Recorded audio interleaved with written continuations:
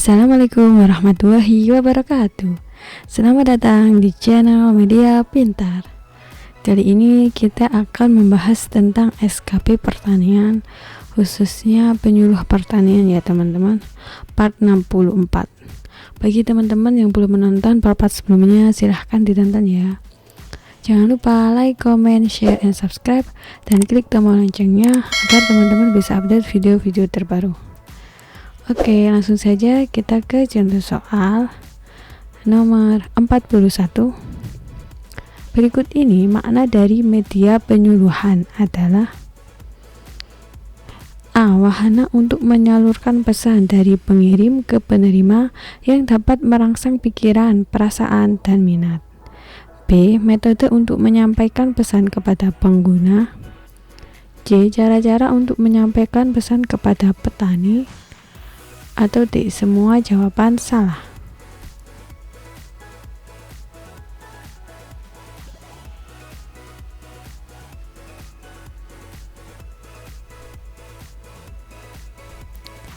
Oke, jawaban yang mana teman-teman?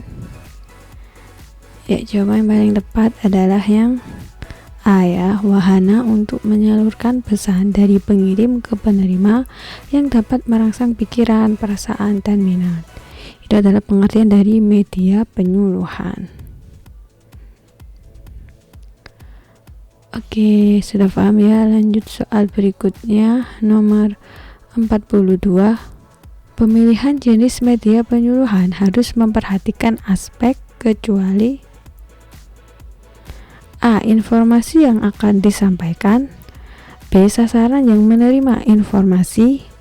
C. Tujuan yang hendak dicapai. Atau D. Penyusun materi.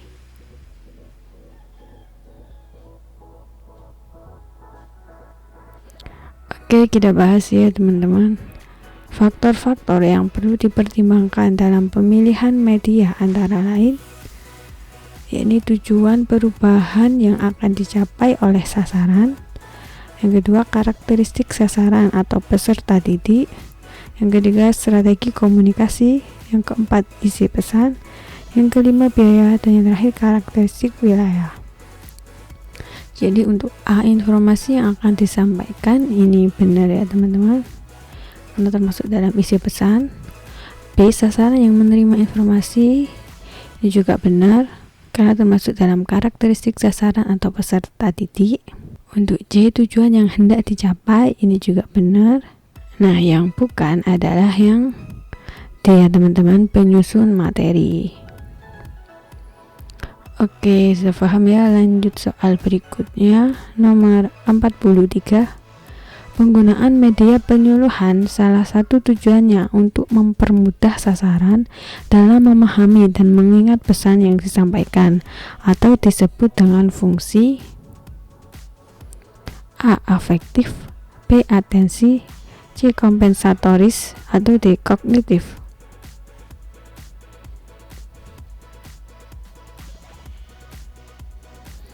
Oke, kita bahas ya teman-teman. Media visual khususnya mempunyai fungsi menarik dan mengarahkan perhatian sasaran untuk konsentrasi terhadap materi yang disampaikan, atau yang disebut fungsi atensi. Dapat menggugah emosi dan sikap sasaran, itu adalah fungsi afektif. Dapat mempermudah sasaran dalam memahami dan mengingat pesan yang terkandung dalam materi, itu adalah fungsi kognitif. Dan membantu sasaran yang lemah dan lambat dalam menerima dan memahami materi yang disampaikan secara teks maupun verbal, itu adalah fungsi kompensatoris. Sumber Arsyad tahun 1996. Jadi sudah jelas ya, jawaban yang paling tepat untuk nomor 43 adalah yang D ya teman-teman, kognitif. Oke, diingat-ingat. Lanjut soal berikutnya, nomor 44. Beberapa contoh media penyuluhan dengan sasaran yang spesifik atau terbatas adalah: A. Peta singkap video media cetak. B. Video film media cetak. C. Spesimen contoh benda sesungguhnya. Atau D. Jawaban A dan B benar.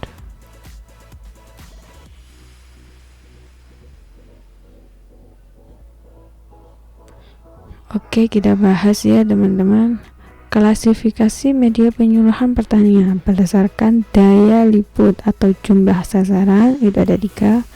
Yang pertama media massal, antara lain siaran radio, siaran televisi, dan media cetak. Yang kedua media kelompok, antara lain film, slide, kaset rekaman, dan transparansi. Dan yang ketiga media individual, antara lain benda sesungguhnya, yakni spesimen. Jadi jawaban yang paling tepat untuk nomor 44 adalah yang C ya teman-teman, spesimen atau contoh benda sesungguhnya, karena termasuk dalam media individual yang artinya terbatas ya. Oke, lanjut soal berikutnya, nomor 45.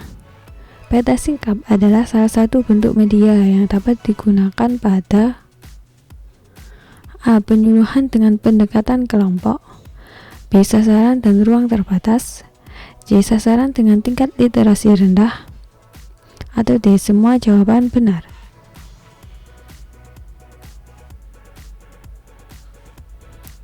Oke, kita bahas ya teman-teman. Peta singkap adalah lembaran-lembaran kertas berisi gambar dan tulisan yang disusun secara berurutan. Bagian atasnya disatukan sehingga mudah disingkap. Tujuannya menjelaskan suatu proses atau rangkaian kegiatan yang berkaitan dengan kegiatan perikanan secara sistematis.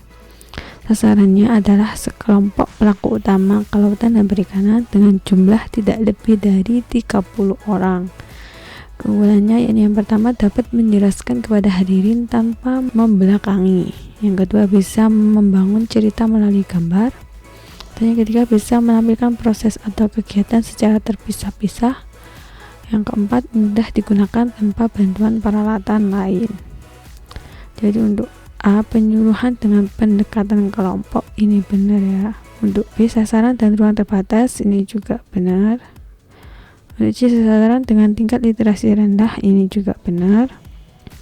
Karena termasuk dalam poin bisa membangun cerita melalui gambar.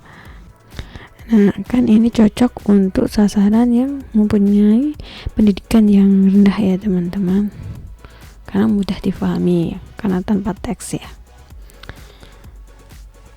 Jadi jawaban yang paling tepat untuk nomor 45 adalah yang D ya teman-teman, semua jawaban benar. Oke, sudah paham ya. Lanjut soal berikutnya, nomor 46. Berikut ini fungsi dari media penyuluhan pertanian, kecuali A. Memperjelas penyajian pesan, B. Mengatasi keterbatasan waktu, C. Mengatasi keterbatasan daya indera, atau D. Mengatasi keterbatasan biaya.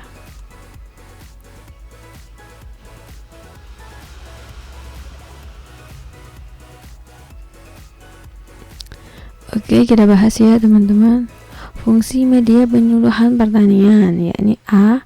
Memperjelas penyajian pesan, B. Mengatasi keterbatasan waktu, C. Mengatasi keterbatasan ruang, D. Mengatasi keterbatasan daya indera, E. Mengatasi sikap pasif sasaran, dan yang ke F. Mengatasi sifat unik sasaran. Jadi yang bukan itu adalah yang D ya teman-teman, mengatasi keterbatasan biaya. Oke, lanjut ya soal berikutnya, nomor 47. Berdasarkan fungsinya sebagai penyaluran pesan pada penyuluhan pertanian, media penyuluhan dibedakan menjadi 3, yaitu A. Media cetak, elektronik dan luar ruang, B. Media cetak audiovisual dan massal, C. Media audio visual terproyeksi dan terekam, atau D. Media massa terekam dan media sosial.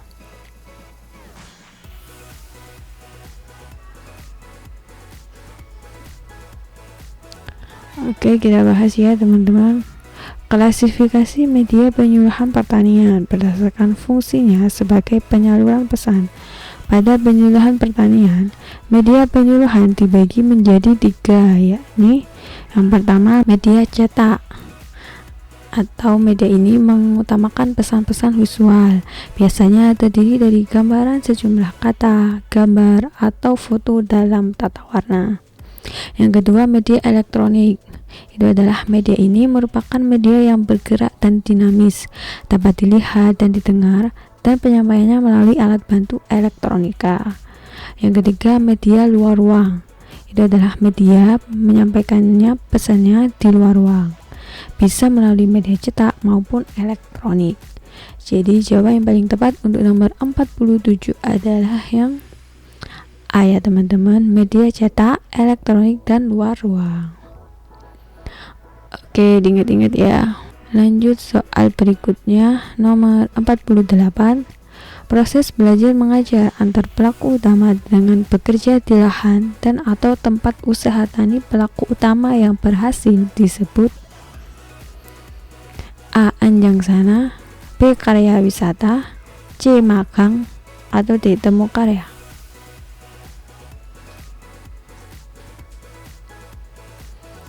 Oke, kita bahas ya teman-teman.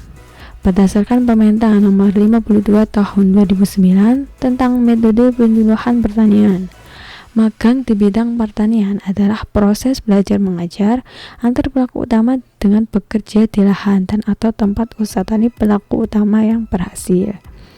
Jadi jawaban yang paling tepat untuk nomor 48 adalah yang C ya teman-teman, magang, karena ada kata-kata bekerja. Oke, lanjut ya soal berikutnya, nomor 49. Metode penyuluhan yang digunakan untuk meyakinkan sasarannya disebut A. Temu lapang, B. Temu usaha, C. Temu karya, atau D. Demonstrasi. Oke, kita bahas ya teman-teman.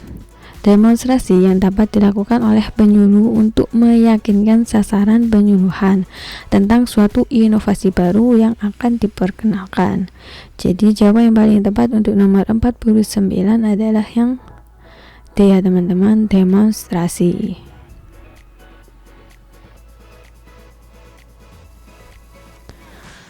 Oke, lanjut ya soal berikutnya, nomor 50. Orang atau sekelompok orang yang memperagakan penerapan teknologi baru disebut A. Demonstrator, B. Orator, C. Aktor, atau D. Provokator.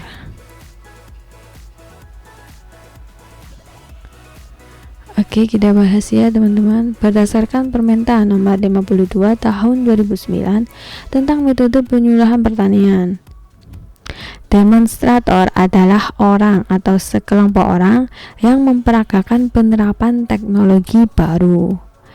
Jadi jawaban yang paling tepat untuk nomor 50 adalah yang A ya teman-teman, demonstrator. Oke, sudah paham ya? Sekian video dari saya. Terima kasih, semoga bermanfaat. Jangan lupa like, comment, share, and subscribe channel Media Pintar. Semoga teman-teman bisa mendapatkan nilai yang terbaik pada saat tes SKB nanti dan menjadi ASN tahun ini.